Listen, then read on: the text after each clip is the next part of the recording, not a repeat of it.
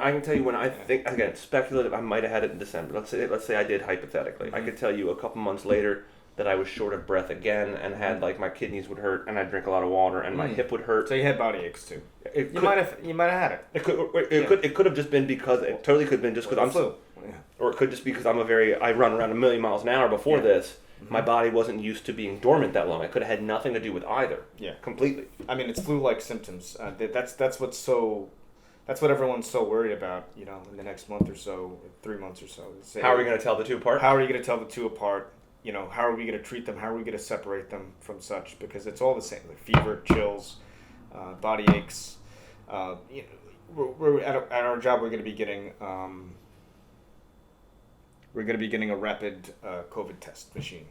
So we can find out within 15, 20 minutes if you have it, as opposed to waiting. Now at the hospital, you get the swab, you wait 12 hours, and you'll get your result. This will be quicker, so we can get people in and out and not admit them.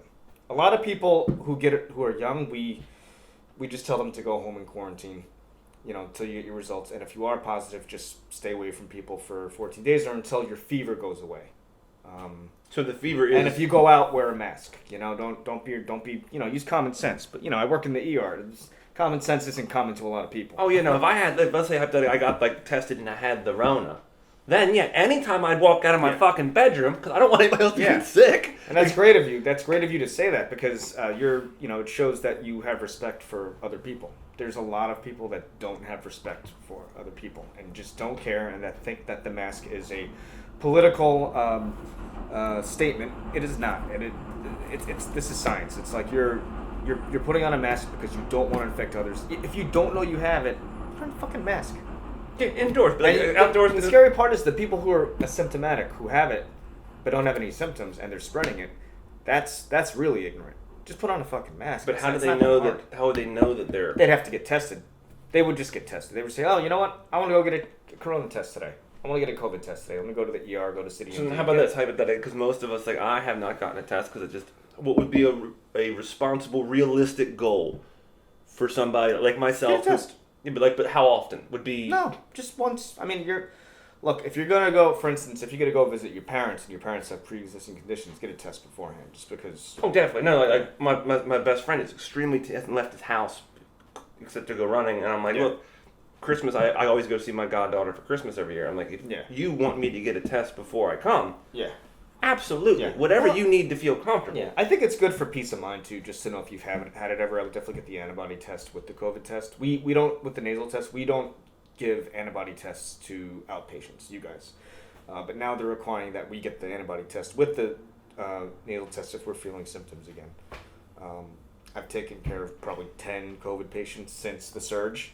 And I haven't had any symptoms or anything, so it's only, because there was a while we were running low on tests, and we're like, look, we're only testing symptomatic patients. Well, I used you as I think I told you that, I used you as my baseline for my comfort level for this. Yeah. Like when we came and brought sandwiches in April, and you had thank you so much for that, man. Those were so good, man, and the cupcakes were amazing too, man. Oh, my friend Amy will probably end up watching this. She's the best baker in the store. Amy, those are amazing cupcakes. It's because she's such a nice fucking. She's the sensitive one. That like if I get too sensitive, she's like, I can't do it right now. Okay.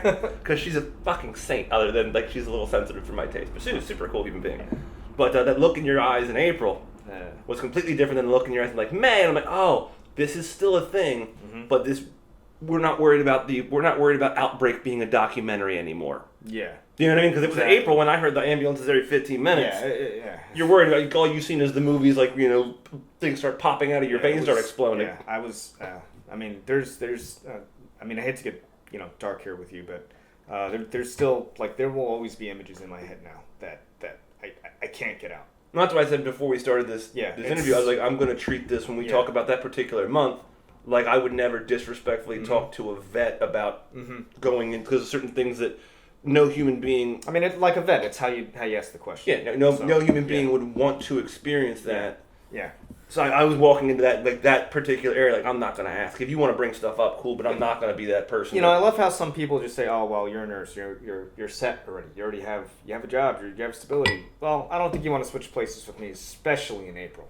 I mean, there were some days where I did not want to go to work. I'm sure it was terrifying. No, because you go to try to help people and get people better, but we were losing this, like, steadily. Like, what's the point of going to work? They're going to fucking die. You know, that was No, I had a friend that worked in the different part of the medical profession, and she said, acquaintance, because I just talked to her at the bar a couple weeks ago. Mm-hmm. And she said that initially the reason that they were a lot of people were going is because they were giving them the ventilators too early.